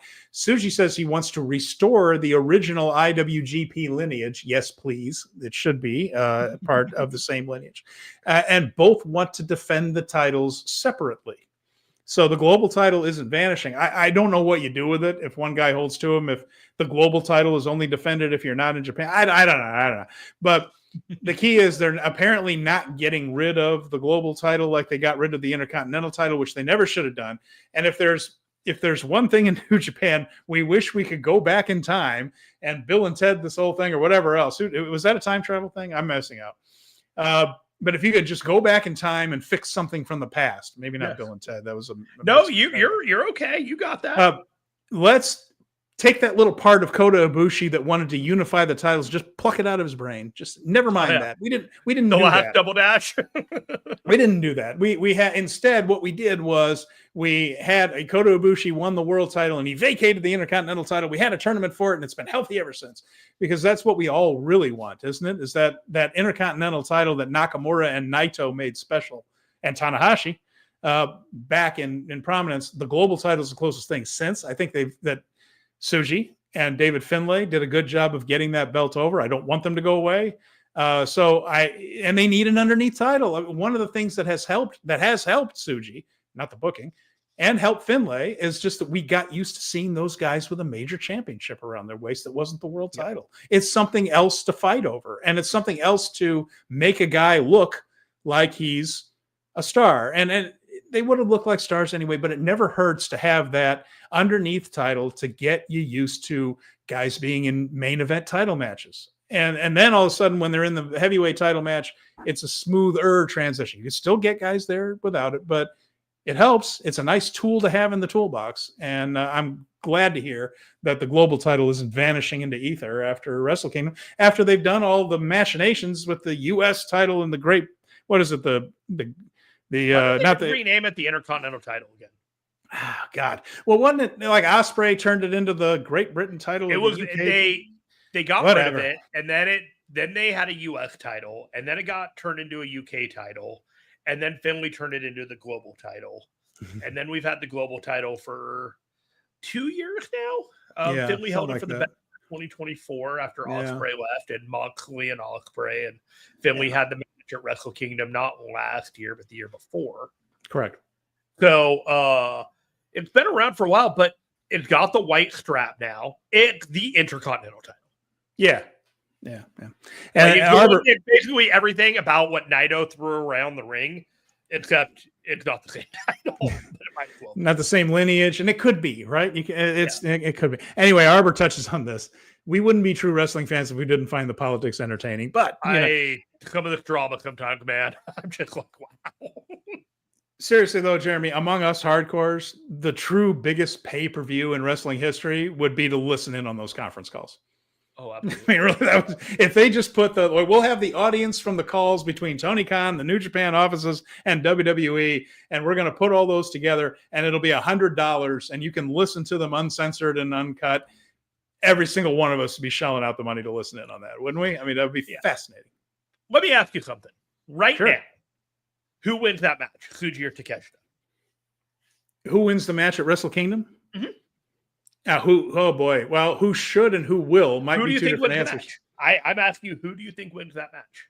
I think what they should do and will do right now is Yota Tsuji rescues the title from the outsider, declares himself the next, I've got New Japan, follow me, everybody. And I think that is the story they should and will tell. I don't think there's a ton of benefit in having Takeshita go forward. And I definitely do not think there's benefit to New Japan to see Yota Tsuji fail on the biggest stage after all this. I'm so worried that's exactly what's going to happen. Me too. I am looking at this, and he can't fail here. Guy with the world title, and you have one guy with the mid-card title. And they're both coming up there and saying, we're going to fight for these, and we'll both put this on the line. Theoretically, you're meeting as a one-to-one as equals, but you're really not. Because Takeshi's won a world title, and Yota Tsuji has not. So, after one title defense for Takeshita, he is going to drop the title so that Yota Tsuji, who's never won a world title, will then walk around parading with 2 belts when he's never had the victory of winning 1 world title in the first place. It feels like you're skipping a number of steps if you have Tsuji win this match. Oh, I don't agree with that. I think, he won the global title. He's held the global title before. Sure. And I think that he's bringing it home. He's the underneath champion. Look, oh God, going way back again. I'm so old, but Ultimate Warrior was the Intercontinental Champion Challenge Hulk Hogan. That was the only example that I could think of. And it was only a mistake because the Warrior was a nut job. Storyline wise, it was solid. And of course, Hogan's ego wasn't going to let it get over. But for Tsuji, he has to win. If he loses again, it's over.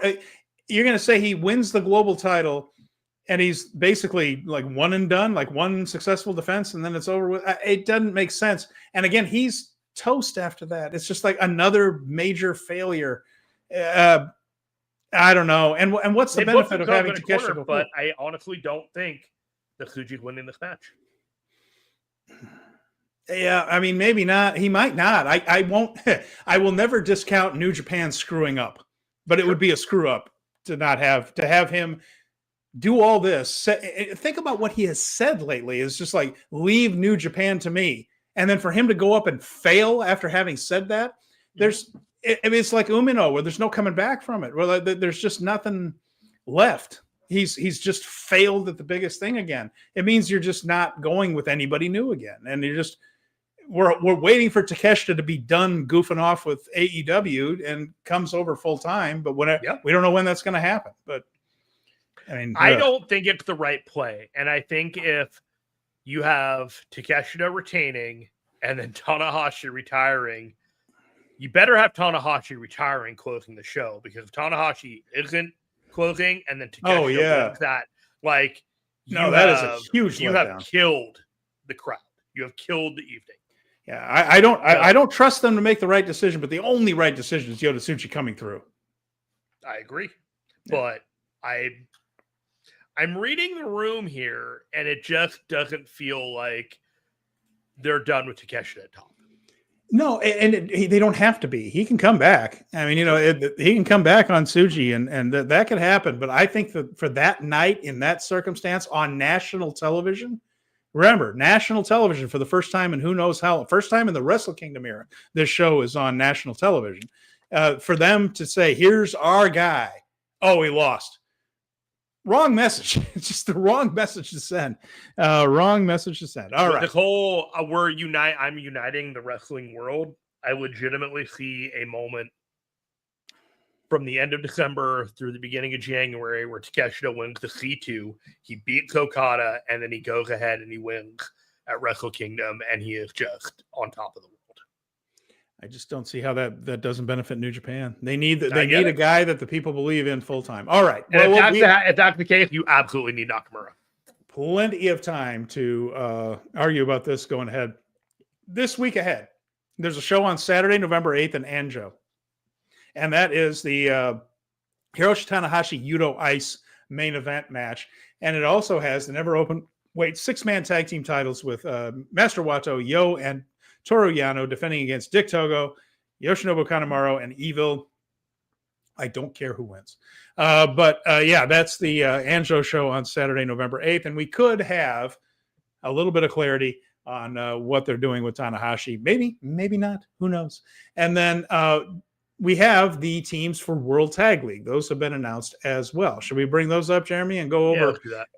You're going to be doing a preview next week. I'm off next week. I'm going to be on a trip. Actually, we're going to do the preview on the 19th.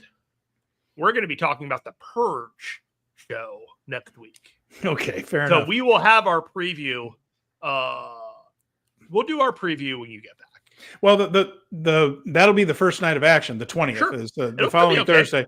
So it'll be the first night of action, and then we'll look at the league. So let's take a look at the teams in it, though, if you don't mind bringing those up. We, of course, have the classic multiple-time winner Bishamon, Hiroki Goto, and Yoshihashi, one of the very best teams in the world. My favorites to win. Toru Yano and Bolton Oleg. Adorable Hontai crowd.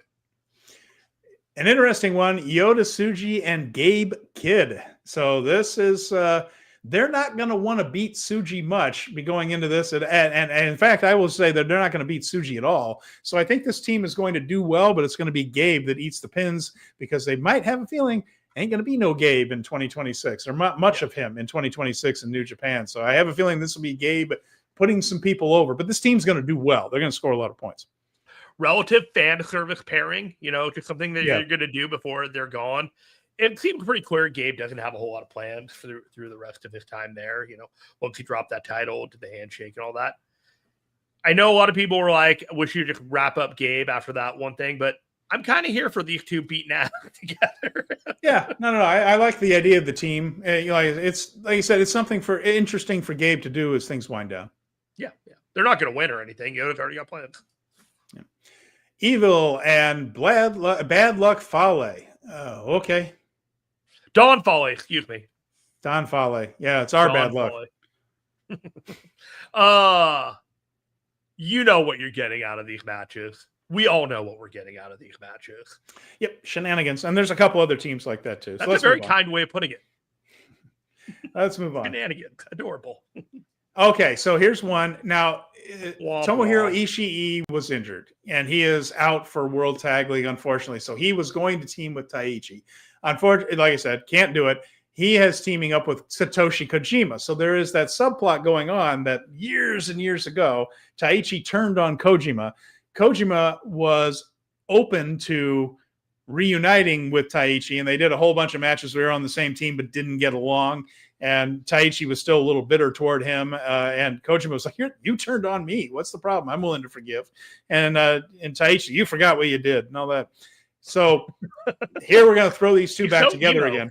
Of course, yeah, exactly. So, of course, they're not going to win the tournament. Kojima's probably going to take some losses, but the subplot here will probably be these two finally making peace in a big way by the end of it, I would imagine. I'm glad they managed to make lemonade out of the dislocated right shoulder that Ishii had. I was so annoyed when I saw that lion mark announcement that Ishii had the shoulder. He's going to be out till like February. Those shoulders, that's not a you're right back to it kind of thing. So real bummer. I think this is a fine substitution now that you've added all the backstory to it. And boy, yeah, they're just going to be a team.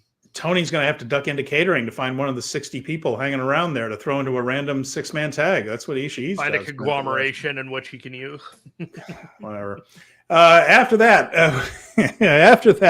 we have was it okay? Now this is Desperado, and do you have this guy's name here, Jeremy? I just realized. Get it for you real quick. I don't have it in front of me. He's an All Japan wrestler, and I'm blanking here on the live show. Doggone it, Steven. Oh, let's see. Shuji Ishikawa. Oh, my gosh. That's embarrassing. Sorry about that, Shuji. This guy's been a star for All Japan in the past. The whole story here. Ishikawa. Gosh, come on, Steven. I don't know why I blanked on it. Anyway, Desperado I blank on names all the time. Don't be so hard on yourself. Desperado said that a really huge wrestler challenged him to a match. And he said, instead of wrestling each other, how about we team up instead? And they seem to have come to a compromise. So this is the junior heavyweight teaming with a pretty big dude, heavyweight, odd couple team here going in. And, of course, Hiromu won last year with a heavyweight. Desperado picking up a heavyweight opponent here to try to win World Tag League. It absolutely blows my mind the ability of Desperado to basically have like a completely BS like version of like a team up just to keep himself busy, and then it just works every time. All right, next. All right, yeah, Shingo Takagi and Drilla Maloney. This could be a great team, and I think this is a team that could really have great matches. I'll tell you what, I'm looking forward to this versus Gabe and Yota. Happening early. I think it's the first night. Heck yeah. Heck yeah. That'll maybe somebody will get injured and they have to forfeit the rest of their matches. I think the first night of A Block Wrestling is these two against Gabe and Tsuji. I think we also get the House of Torture Derby too. House of Torture Can't versus wait. House of Torture. Can't wait for that crap. Yeah. All right. After that, Speak of the devil, and he shall appear. Yujiro Takahashi and Chase Owens. Oh God. He's got some Heartbreak Kid looking vibe going there with Chase Owens. They Photoshop him into looking like HBK a little bit. You're referring to the Dollar Store Cowboy, Shawn Michaels, on that? The Wish version of Shawn. Oh God, and Shawn's the Wish version of a cowboy. Oh man, we're going down. Yeah. Oh boy. Ride that horse, buddy. Remember that video where like he did a Chiron video and it turned out he was being led by on the pony on the horse by a guy with a rope.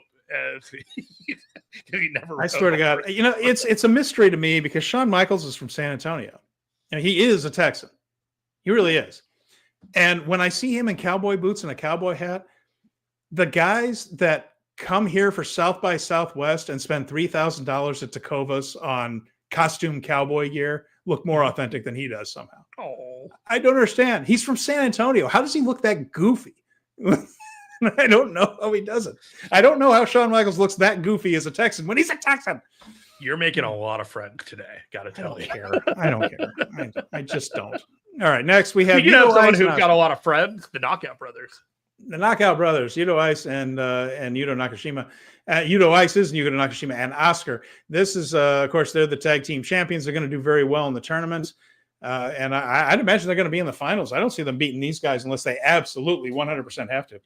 Maybe like 1 or 2 losses. Count out. Barely. And I'll tell you what, I would do it. I would do it as count outs or something like that. I don't pin these guys unless I count outs and disqualification. Yeah. Do something like that. Double DQs or something like that. Get some stuff thrown out. Yeah. Have them beat somebody's ass so bad that they get disqualified. All right. Next. Zack Sabre Jr. and Ryohei Oiwa. This will be a terrific working tag team, of course. But Oiwa's going to eat some pins in this one. Yeah, so this is the B block, and the B block is the work rate block, and the A block is the, that should be interesting block. It's the personality story block, yeah. Yep. I'm looking forward to this team. They've been together before. They're great. They work well together. TMDK, not much more to be said. Monster Sauce back. Alex Zane and Lance Archer. I'm happy about this. I like both these guys. I thought they worked well together the last time we saw them. I just haven't seen them in a minute, but I'm a big Alex Zane fan in New Japan, and Archer can still work well. He's had that long history with New Japan, being a former part of Suzuki-gun. I'm happy to have him back. Heel or babyface? What do you think? Oh, I think they're babies at this point now. Archer's a heel in AEW. Yeah, no one watches that. That is canonical with the Callis family, so I'm kind of thinking they might be a little more heelish this year. Even if they come out heelish, I think people are going to cheer for him. I just think they like him now. We need a few heel teams in this block, so they might be heels. Yeah. And here we go with Tanahashi and El Phantasmo, of course, the serious version of this storyline that they were supposed to team together before, but the cancer scare from El Phantasmo, he was unable to participate in the tournament, so here's their chance to be a team, which they had intended to do in the first place. I don't know why I just thought about this, but with the sense of humor of ELP, they should have a shirt with Tanahashi and ELP that just has 3 balls on it. I knew you were going there. I knew it. I knew you were going there. I knew it. I know. He would totally do it too, and it would probably sell. Next. Yuya Uemura and Shota Umino. So this is, again, the team that we expect something to come out of this by the end of it. Maybe an angle. We're hoping. We're trying to manifest it. It would be something anything. Please, I beg you. What more need to be said than that? What more need to be said than that? Next. David Finlay and Hiromu Takahashi, the ultimate odd couple team here. Yeah, I mean, we're right back to Hiromu and Geto, Hiromu and Finlay. Maybe this time it's Hiromu that's taking all the pins in this one, while Finlay is just like, what are you doing, bro? And yeah, I'm curious to see what this leads to for them after World Tag League, because this it feels cute, but it doesn't. What I hope that there's something long term out of this. I like Geto and Hiromu. I would like to continue this. Okay. Next up, we have Great-O-Khan and Callum Newman. Yeah, we talked about Callum Newman earlier, and he's developing that kind of wicked streak, and United Empire being a little bit dead on arrival.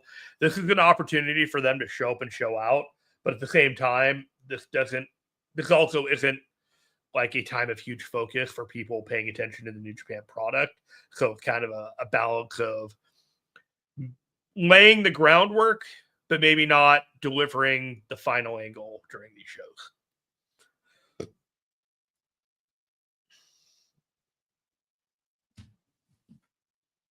Are you muted? I don't know. I was muted for a moment.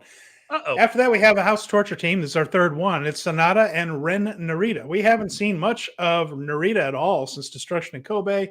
And, of course, Sonata we just saw against Drilla Maloney right there. So a team that'll probably do okay in the tournament, but I don't really – I guess you could make them a factor in the league through the cheating and all that stuff. But these are two guys who seem to be just kind of hovering around the mid-card a little bit. I think these are going to be the guys that maybe end up costing some of the babyface teams the opportunity to move forward. Like they're the spoiler team for some of the other side, to make the math equal out. And yeah, that's the last team in the block. Who do you think ends up winning this block? In that block, oh boy, that's actually a pretty tough one. I'm not totally sure who wins this one.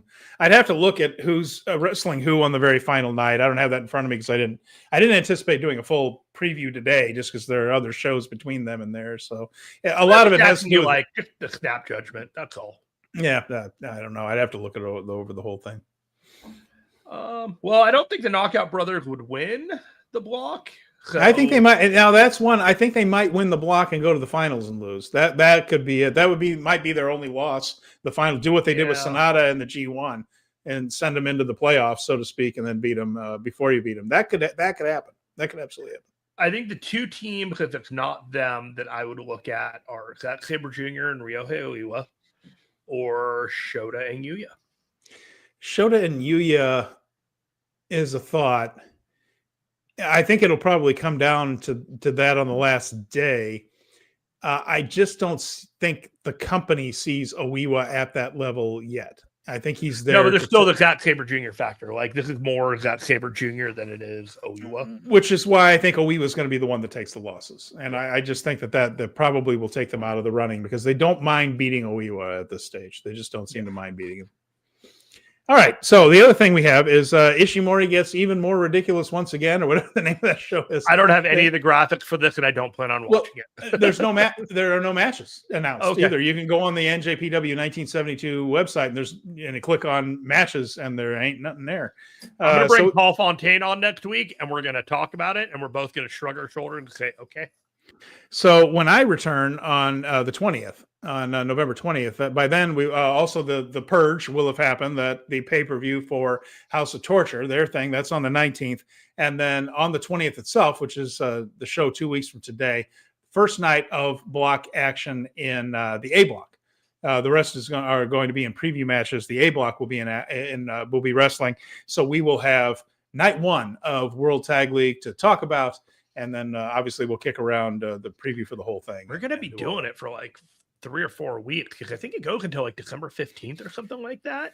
So we'll have plenty of time to break it down on that first week. The shows come pretty fast around Thanksgiving weekend in particular, like that middle weekend. I think there's something like a show on Friday, Saturday, Sunday, Tuesday, like one of those little bang, bang, bang, bang, bang runs there. So there will be plenty of shows in there, but then there are some off days that spreads it out. But yeah, I think you're right. Mid-December is where the finals are taking place. Yeah, we're gonna have to figure out what we want to do for the Thanksgiving week. I don't know if we want to do a Thursday show that day, but we'll figure it out. Yeah, well, probably not because it's such a big holiday here and all that. But really, so December 14th, it looks like, is the World Tag League finals in Kumamoto right there. And we obviously don't know who's going to be in that one, but they'll be in Sendai the night before that. Road to the Tokyo Dome is only a couple of shows. We're not doing very many. Gunma, Tochigi, Korakuen Hall, Christmas Korakuen. That's going to be December 22nd. Just kind of looking ahead to things, and then that's it. After December 22nd, the Christmas Korakuen, then it's the Dome. Then it's Wrestle Kingdom. After then it's me in Japan. It appears that in the World Tag League we have two teams advancing from each block. Because I was looking at the at some of the stuff, and they have the A block winner facing the second place B block. So what I would imagine is, I would say Shota and Yuya probably move into the playoffs, and the Knockout Brothers certainly make the playoffs. I would be stunned if they didn't. With the and push then Bishamon, and then Bishamon. I get Shingo and Trilla. They might give them a run. Sure, why not? They might. Just looking at the list, I there are people that they beat more often in most of the other teams. Finlay and Hiromu is interesting though. Finlay and Hiromu might be a dark horse to make the playoffs. Just because they don't. You know who else I wouldn't rule out, just because they're more likely to build for the future on those guys, is that Shingo and Drilla might have an outside shot at making the A block post, because Yoda's already got plans, and if they don't end up they get squeezed out, and Drilla and Shingo just kind of get the rub of being that's who I just picked, Drilla and Shingo along with Bishamon there to come out of that. That's who I thought. Good. Yeah. Good. Okay. All right. What else we got? Anything? No, I don't think so. As far as anything else goes, obviously. And you thought we were only going 90 today. So I am off next week. Jeremy and Paul Fontaine will be here with you on the 13th to bring you up to date on any more announcements. Of course, they're going to talk about that Andro show. Jeremy, you're going to have to carry that one and see if we get an announcement. Maybe we will. Hopefully, we can talk about it. I'll be back in 2 weeks. Well, I will miss you. I will send you a text every day asking if you're okay. Just let me know that you're alive. And then we'll get back together in 2 weeks. And if you have a safety word to tell me that you are in trouble, tell me offline.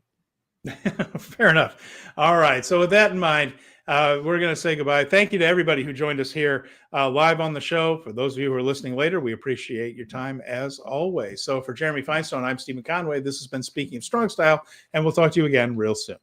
See you guys later. Thanks, everybody.